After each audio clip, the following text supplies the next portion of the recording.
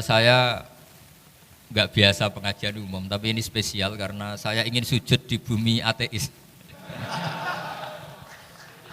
Jadi sehingga dari awal saya ini sebetulnya tanpa dirayu sudah kepikiran. Dirayu lama sama Mas Eko ini, sudah ngerayu masih bilang nanti ada lelangan Gus ya. Tapi tadi katanya panitia hasil lelangnya sekitar 60 juta ya. Itu dibangunkan masjid, jangan untuk mes ya. Supaya saya ikut amal lah. Jadi begini ya, perasaan saya juga seluruh ulama di dunia, saya ulang lagi, perasaan saya juga seluruh ulama di dunia, bahwa Islam masuk itu macam-macam sebabnya. Dulu kita tahu, kita sebagai warga Indonesia, Islam masuk itu ya dibawa orang yang agak kedonyan, ya kayak jenengan lah kira-kira gitu. Ya kayak mbak-mbak ini, ya agak-agak mata duitan gitu.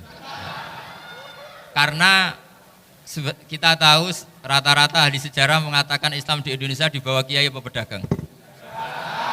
Pedagang tuh nyari uang apa nyari dakwah kira-kira?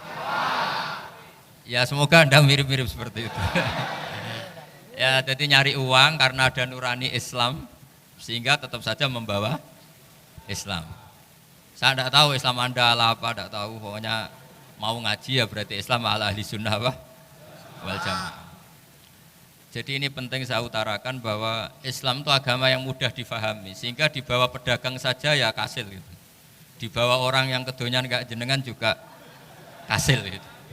Dibawa orang baik ya kasil, dibawa orang broken juga kasil. Ini penting saya utarakan karena saya ngaji di mana-mana bilang ciri utama kebenaran absolut adalah kebenaran yang bahkan orang nggak benar saja bisa bawa. Tapi bukan berarti saya dukung Anda tidak benar, kan sudah tidak benar dulu sebelum kenal saya. Tapi nggak apa-apa, nggak benarnya umat Islam insya Allah dimaafkan sama Allah Subhanahu Ta'ala. Ya asal tobat maksudnya. Nggak, ini saya beri satu konstruksi pikiran yang saya sering utarakan di ngaji saya. Sampai sekarang saya coba, saya tes ini kan di kampus ya, di apa bacanya ini GIM apa ini? GIM University yang Global Leader apa in the World itu. Ini keren lah, jadi acara ilmiah kita ditakdir di gedung apa? Kampus, gedung universitas di begini. Kalau 1 ditambah 1 2 itu namanya hakikat. Ciri utama hakikat adalah siapapun akan menerima. Saya sekarang tanya sama Anda, kira-kira 1 tambah 1 2 itu musuh Anda pun mengatakan 2 apa tidak? Ya. Pekerja Korea ya bilang 2, Rektor Al-Azhar juga bilang 2. Kamu yang sekarang sedang mungkin sebagian broken sama istri juga bilang 2. Istri kamu yang mangkal sama kamu juga bilang 2. Yang cemburu ya bilang 2, yang dicemburuin juga bilang 2. Karena begitu mudah kebenaran absolut diterima oleh siapa saja. Begitu juga eksistensi Allah sebagai Tuhan. Itu mudah diterima oleh siapa saja. Sehingga pembawanya tidak perlu seorang kiai atau gus atau mubalek atau ketua muin, tidak. Cukup karyawan pekerja apa? Korea. Karena kebenaran absolut itu kebenaran yang mutlak. Siapa saja yang waras pasti ngakui. Kira-kira orang yang berpikir sehat pasti berpikir begini, ini yang diajarkan Quran.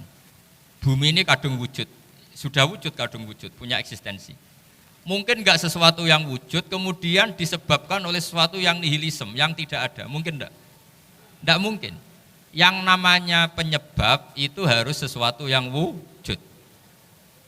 Di mana-mana penyebab itu harus punya eksistensi. Karena langit dan bumi ini kadung wujud, pasti penyebabnya adalah wujud. Karena wujud penyebab harus bersifat super.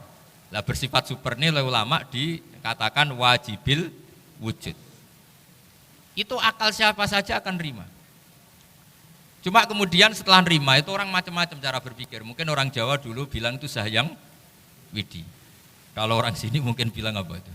Dewa atau apa ya? Enggak tahu saya. Karena itu yang teman sampean, enggak teman saya itu. Tapi yang jelas begini, ini konstruksi ini harus kita jaga. Nanti saya bacakan teks hadisnya. Kebenaran sejati ciri utamanya adalah ada absolutisme, ada kebenaran mutlak. Ciri utama kebenaran mutlak adalah diakui bahkan oleh siapa saja, termasuk oleh orang fasik. Orang fasik itu orang nggak benar. Misalnya ada imam masjid besar Istiqlal, ditanya 1+1 bilang apa? 2. Nanti kira-kira yang lonte juga bilang apa? 2. KPK juga bilang, koruptornya yang ditangkap 2. Nah, eksistensi Allah sebagai Tuhan ini kebenaran yang absolut. Maka agama ini juga boleh diterima oleh siapa saja, termasuk oleh orang fasik, orang nggak jelas. Ini penting saya utarakan karena sekarang marak kelompok yang mengatakan orang Islam kalau zina menjadi tidak muslim, orang Islam kalau korupsi menjadi tidak muslim. Salah sedikit tahlilan jadi kafir, percaya wasilah jadi itu tidak benar seperti itu. Karena kebenaran eksistensi itu kebenaran yang nggak bisa diganggu gugat. Seperti Anda ini kan warga Indonesia, KPK ya warga Indonesia, koruptornya juga warga. Apa setelah dia korupsi lalu tidak warga Indonesia? Tetap warga. Orang yang meyakini kalimat tauhid setelah dia salah apa terus tidak yakin tauhid? Kan tetap ya. Maka dia tetap Islam. Ini penting saya utarakan. Kalau seorang warga Indonesia yang koruptor, yang macam-macam saja tetap warga Indonesia, padahal banyak kesalahan. Karena status warga Indonesia adalah status yang permanen. Begitu juga status Muslim adalah permanen bagi siapa saja yang melafadzkan La ilaha illallah Muhammadur Rasulullah. Kita tidak bisa mengkafir-kafir mereka. Itu juga yang sering dipesankan dan jadi ciri khas ulama ahli sunnah wal jamaah, tidak mengkafirkan orang Islam meskipun melakukan dosa besar. Soal dia salah nanti masuk neraka ya silakan saja, saya ada ikut, paham ya? Sampai bisa mencoba. Tapi tetap saja dia muslim. Analoginya tadi. Analoginya gampang sekali tadi. Orang Indonesia yang salah itu tidak akan merubah statusnya sebagai warga Indonesia. Karena ya memang dia berstatus warga Indonesia. Orang Islam yang sudah melafadzkan syahadat maka menjadi muslim. Saya di mana-mana berkampanye, berfatwa. Orang kafir yang 70 tahun kafir, sekali melafadzkan kalimat tauhid itu menjadi muslim apa tetap kafir? Muslim. Masa kita yang Islam terus, yang kalimat tahlil la ilaha illallah kemudian menjadi kafir karena kalimat itu? Itu faham aneh apa aneh? Wong yang kafir saja menjadi muslim karena kalimat tauhid, yang Islam menjadi kafir juga karena kalimat. Ini ngajak apa-apaan? Ya ngajak goblok-goblokan kira-kira kan gitu. Ini penting saya utarakan karena ini penting. Nah, setelah kamu yakin tauhid, ciri utama tauhid itu apa? Menstatuskan sesuatu sebagaimana hakikatnya. Misalnya bumi Korea, ini statusnya tetap buminya Allah. Maka dari awal saya husnudzon sekali sama Allah Subhanahu wa taala bahwa suatu saat di bumi mana saja itu ada tahlil. Enggak ngira kan ada ateis di sini, bumi ateis kemudian ada tahlil, ada sakduna, ada macam-macam. Karena kita ketika sholat, makanya saya tadi janji akan memaknai kalimat-kalimat yang sering Anda baca ketika sholat. Di sholat saat ada itidal ngendikan apa? Rabbana lakal hamdu, ayo dibaca, mil'us samawati wa mil'ul ardi wa mil'u ma syi'ta min syai'im ba'du. Sama nani secara tradisi pesantren, Rabbana do pangeran kita, laka iku kaduwe panjenengan alhamdulillah segala puji. Engkau punya segala puji. Mil'us samawati, yang pujian itu memenuhi langit. Tentu langit itu penuh dengan pujian, semua malaikat bertasbih, bertahmid. Karena malaikat tidak ada yang kerja di pabrik, itu tasbih terus gitu. Nggak ada yang nyari uang, nggak ada yang cari won ya. Apa won ya kalau bahasa? Kalau di sini nggak kiainya aja nyari uang. Terusannya apa? Wamilul ardi, dan pujian itu memenuhi bumi. Korea termasuk bumi Allah apa enggak? Jadi saya sudah menduga suatu saat Korea itu ya penuh dengan pujian. Dan ini betul. Siapa yang ngira kalau di bumi Korea ada yang hafal lagu Sakduna itu? Itu lagu kesayangan guru kita semua, Ki Haji Maimun Zubair. Enggak ada yang ngira. Siapa yang ngira kalau di sini ada ngaji seperti ini? Di Rusia juga sama. Uni Soviet itu negara ateis. Tapi lama-lama pecah karena glasnost itu dan perestroika itu. Kemudian menjadi pecahan-pecahan negara muslim. Ada Uzbekistan, Tajikistan, Ceknya, semuanya menjadi negara apa? Muslim. Karena dari awal lakal hamdu mil'us samawati wa mil'ul ardi. Dan pujian itu pasti memenuhi langit, juga memenuhi bumi. Kalau Anda baca itu di Indonesia, mungkin wajar, di Indonesia banyak acara-acara seperti ini. Tapi kalau di Korea, ternyata benar. Dan Anda ini kalian semua termasuk pembuktian benarnya wa mil'ul ardi. Keren kan sampean? Oh keren sekali, bukan sekedar keren, keren sekali. Makanya saya jarang diundang pengajian mau, tapi dia undang di Korea mau. Tapi saya ada niat datang undangan, memang saya ingin datang. Jadi ya karena itu, ini bentuk penghormatan saya. Bentuk penghormatan saya bahwa pada akhirnya benar-benar lakal hamdu mil'us samawati wa mil'ul ardi. Jadi Anda tidak perlu pesimis, dulu Indonesia juga seperti itu. Banyak Buddha, Hindu, semacam ateisme. Kemudian berkatnya para ulama sekarang jadi negara yang mayoritas Muslim. Korea, barokahnya orang-orang kedonyan seperti ini banyak Islam itu. Enggak apa-apa. Karena sebagian agama Islam, sebagian sejarah ditulis di bawah pedagang-pedagang Gujarat. Kira-kira orang Gujarat ke Indonesia dulu yang namanya pedagang cari apa? Uang. Tapi namanya orang Islam, hatinya tetap adanya tauhid. Nyari uang ya tetap sambil dakwah. Kalau yang ke Korea langsung kiai mungkin tidak seramai ini Islam. Karena kalau kiai datang langsung dicurigai jadi misionaris, jadi ribet malah. Tapi kalau sampean nggak ada yang curiga. Namanya pekerja, pekerja saja nyari uang. Dan itu memang fakta. Cuma kadang ya sadar terus ya bagus lah seperti itu. Nggak apa-apa. Maksud saya ini saya memberi support, memberi tasjek bahwa Allah itu luar biasa. Jadi kalau ingin menyebarkan agamanya macam-macam. Kadang kiai tidak bisa mengislamkan orang, itu anak-anak mahasiswa pacaran, itu banyak yang pacarnya itu masuk Islam. Tapi sampean jangan bilang pacaran halal, ya tidak pernah halal. Tapi Allah kalau menghendaki memberi hidayah itu jalannya macam-macam. Ada yang lewat kerja, coba yang bayangkan ada tahlilan di Korea itu semua kiai tidak pernah bayangkan. Tapi setelah banyak pekerja di sini, kemudian mereka insaf atau sedang insaf, tidak tahu ini. Sampai kapan insafnya juga tidak tahu. Tapi yang jelas ini hebat. Ini apa? Hebat. Tahu-tahu ya seperti ini.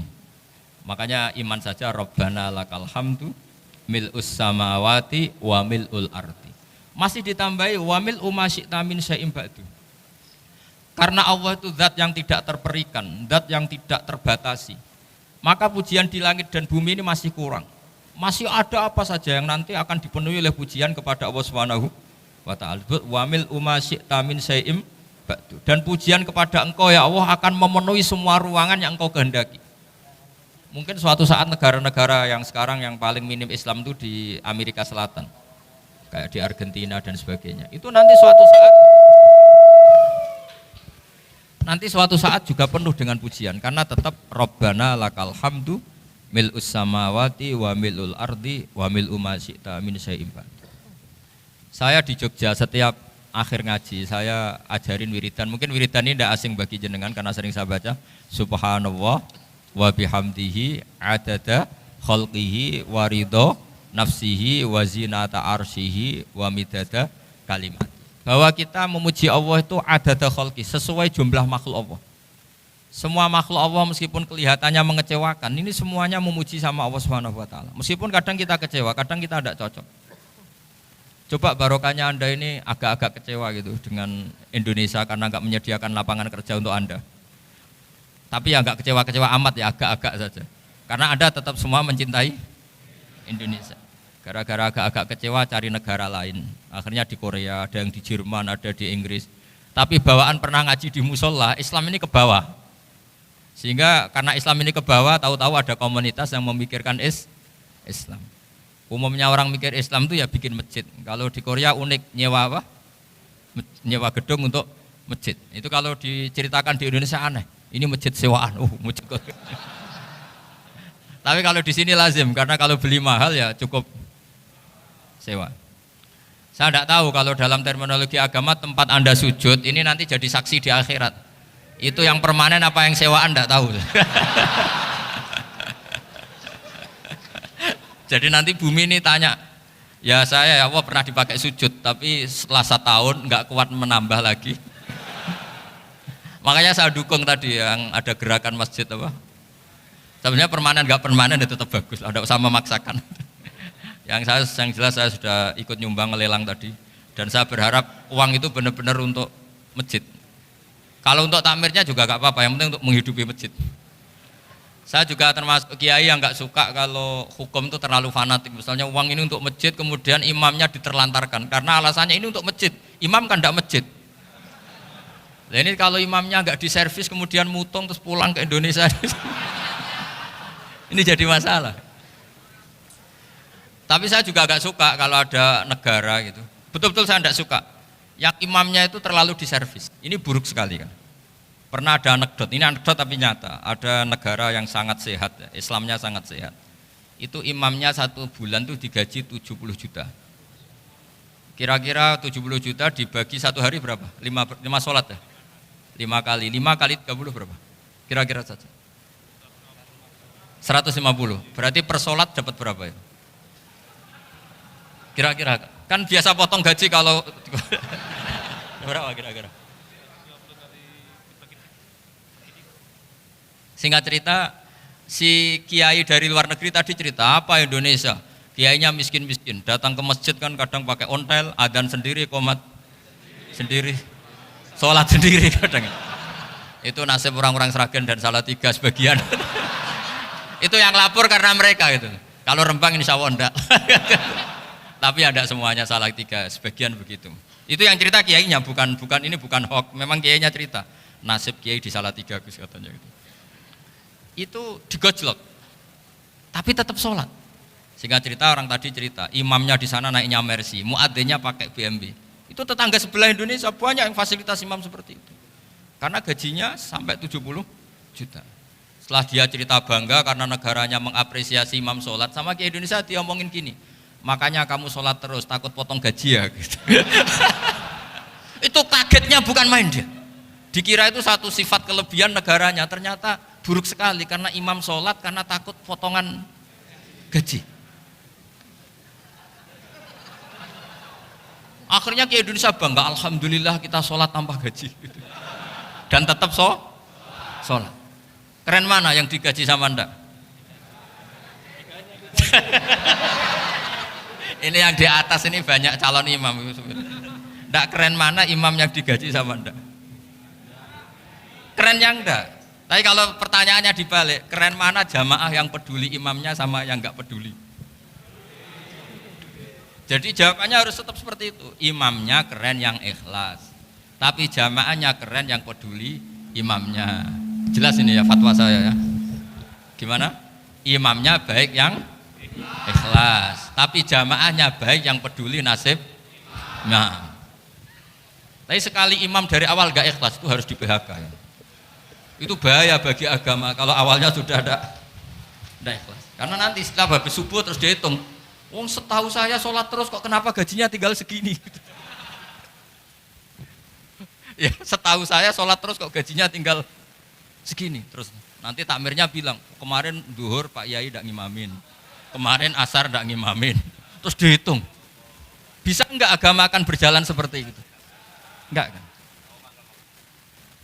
Ya makanya pertanyaannya tadi, suka atau punya imam ikhlas? Suka, tapi imamnya juga suka kalau jamaahnya peduli. Ini penting, jadi saya mensupport Anda, mensupport kalian semua bahwa agama ini akan diurus oleh Allah Subhanahu wa taala. Makanya Sayyidina Umar radhiyallahu anhu kalau disuruh mikir agama itu tidak mau.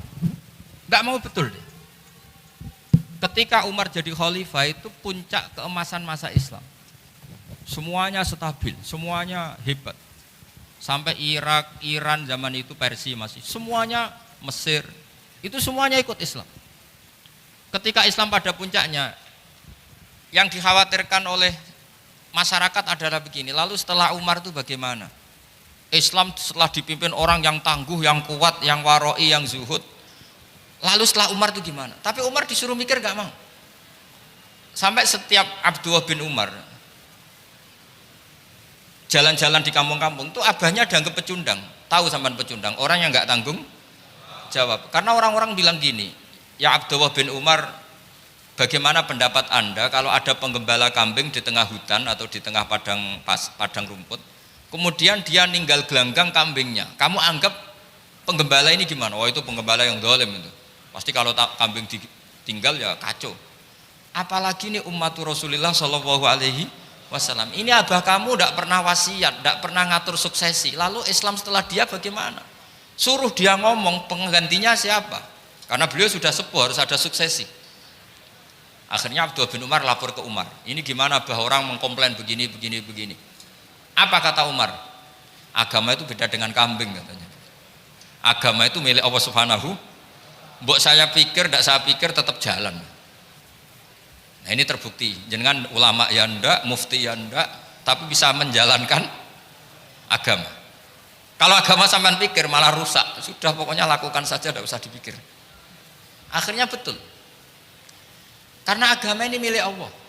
Soal kita serius memikirkannya itu karena khidmah, karena kita ingin berbakti pada agama. Tapi Anda tidak boleh berpikir kalau agama ini butuh pemikiran Anda. Beda loh ya. Kita khidmah agama serius karena kita ingin mengkhidmati agama. Tapi agama ini tidak pernah butuh kita, karena agama ini akan diurus oleh Allah Subhanahu wa Ta'ala. Coba pas sampean kecil, orang jilbaban di Indonesia itu banyak apa banyak sekarang? Banyak sekarang. Kiainya mutu orang dulu apa mutu orang sekarang? Tapi perkembangan Islam itu ramai sekarang apa ramai dulu? Ramai sekarang. Islam menyebar di seluruh dunia itu zaman Wali Songo, zaman sampean keren mana? Keren sekarang. Kualitas solehnya sampean sama Wali Songo? Wali Songo. Ini betul. Karena agama ini diurus oleh Allah Subhanahu wa Ta'ala. Maka kata Sayyidina Umar, agama ini innallaha ta'ala yahfadhu dinah, innallaha ta'ala la yudhi'u khilafatahu waladina. Allah itu tidak akan menyia-nyiakan agamanya. Ini terbukti. Agama ini pernah dipimpin orang terbaik di dunia, yaitu Rasulullah Shallallahu Alaihi Wasallam. Ketika beliau intaqala ila rafiqil ala, ketika beliau pindah ke alam sana, diteruskan oleh sahabat yang tentu jauh di bawah Rasulullah, diteruskan tabiin, diteruskan para wali songo, diteruskan sang sampean yang jauh di bawah Wali Songo, sejauh-jauhnya. Tapi agama jalan sampai Korea. Agama jalan sampai apa? Dulu Wali Songo itu hanya sampai Mojokerto, sampai Tulungagung. Di bawah sampean, Klayaban sampai mana ini? Korea. Coba kalau Allah tidak ngurus, nggak bisa. Yang gerakkan hatinya sampean peduli sama masjid siapa? Allah Subhanahu wa Ta'ala. Yang menggerakkan hati sampean peduli sama agama siapa? Tapi yang menggerakkan sampean ke Korea apa? Uang kan?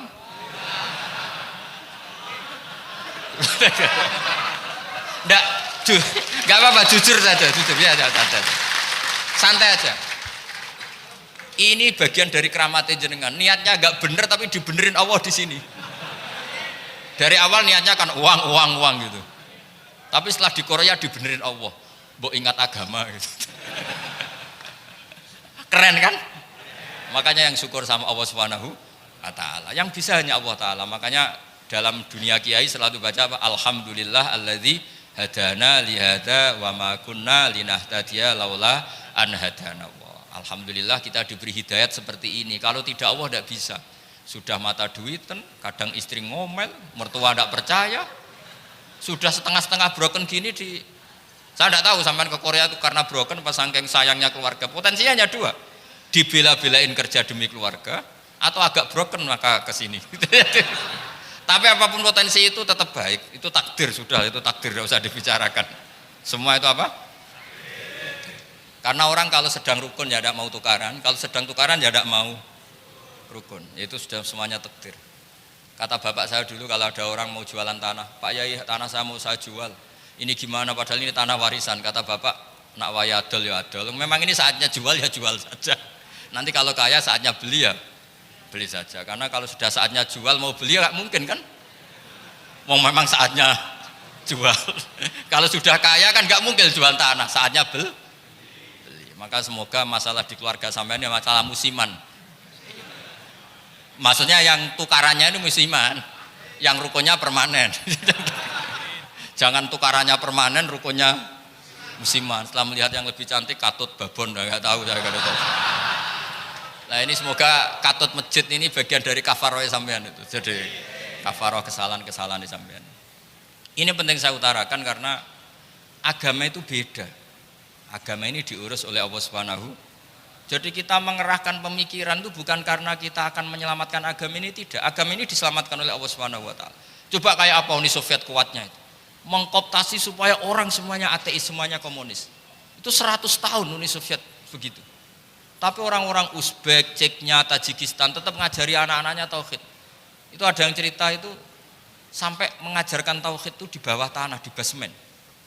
Tapi Allah menghendaki Rusia itu Uni Soviet jatuh. Ketika jatuh, negara-negara ini langsung menjadi negara Islam, yaitu Uzbek, Tajikistan, Ceknya. Mungkin enggak mereka langsung menjadi negara Islam, andai kan saat menjadi Uni Soviet benar-benar menjadi ateis. Enggak mungkin kan? Karena saat dikooptasi Uni Soviet, akidah mereka tetap tauhid, cuma enggak berani muncul. Artinya apa? Uni Soviet enggak bisa menghabisi Islam. Kurang kerennya Uni Soviet zaman itu, bisa enggak menghabisi Islam? Enggak bisa. Donald Trump dulu termasuk Islamfobia, tapi setelah dia anti-Islam malah orang Amerika demo supaya memperhatikan Islam. Enggak bisa. Makanya Korea pun enggak bisa menghabisi Islam. Kalau sampean menghabisi Islam sendiri bisa. Karena terus gak mau sholat, gak mau zakat itu sampai, tapi sampean tok yang Islamnya habis, Islam tetap baik-baik saja. Makanya ini penting saya utarakan supaya kamu pede bahwa agama ini pernah dibawa orang yang pedagang. Ya soal ada sebagian pendakwah yang ikhlas ya banyak, tapi sejarah yang gampang kita lihat adalah Islam itu dibawa oleh pedagang Gujarat, pedagang India. Enggak apa-apa, sejarah itu meskipun sebagian menentang enggak apa-apa, tapi sejarah itu tetap ada. Pasti sebagiannya memang seperti itu. Dan itu enggak masalah. Saya ulang lagi, itu enggak masalah. Coba dulu pemain bola kalau di Inggris itu kalau mau sholat susahnya bukan main. Apalagi kalau mau puasa. Kalau di sini kerja puasa katanya mati lu kalau puasa. Kalau mau sholat katanya dicari mana ini berhalanya kok. Kata orang-orang ateis kan gitu, dicarikan patungnya. Kali ini sholat kok enggak ada patungnya, ini gimana ini. Ya ngalamin gitu. Tapi Allah Maha Kuasa.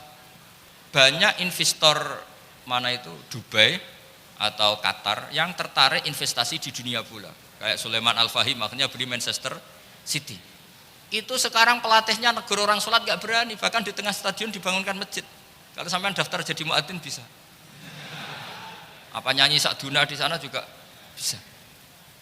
Dulu Aljazair bencinya bukan main. Apa Perancis sama orang Islam itu bencinya bukan main. Barokahnya Zidane pemain bola dan juara dunia, terus Zidane turunan Aljazair. Akhirnya orang Perancis itu mencintai Islam, itu barokahnya sepak bola. Allah punya sekian cara untuk mengenalkan Islam. Di Perancis dikenalkan lewat pemain sepak bola. Nah di Korea ini yang agak unik, dikenalkan lewat pecinta won. Saya jamin ini tidak apa-apa, sudah tidak apa-apa, sudah aman, pokoknya aman. Tak jamin aman. Pokoknya alhamdulillahilladzi hadana lihada wa ma kunna linahtadiya laula an hadana. Karena agama ini dibawa oleh Allah Subhanahu wa taala, yang menjaga juga Allah Subhanahu wa taala. Sama tidak usah khawatir. Kalau ada kelompok tertentu yang mengkhawatirkan Islam, sekarang Islam bahaya gini-gini, itu kurang rojak, itu kurang optimis itu. Harapannya sama Allah tipis, harus ngaji lagi. Agama ini limangka nayarjuwa wal yaumal akhir. Agama ini bagi yang terus-menerus berpengharapan kepada Allah Subhanahu wa taala. Agama ini limangka nayarjuwa, coba bahasa Arabnya roja yarju rojaan. Maknanya harapan. Jadi agama ini bagi yang selalu berpengharapan, bukan yang pesimis, bukan yang hati kecil, apalagi yang tukang putus asa. Coba agama ini begitu luar biasa dibawa orang yang macam-macam. Tadi di Perancis itu dibawa oleh pemain apa? Bola. Ada masjid di Inggris itu ya dibawa mahasiswa-mahasiswa itu yang dulu sebagian yang nggak pernah ngaji, setelah di Inggris bikin komunitas pengajian.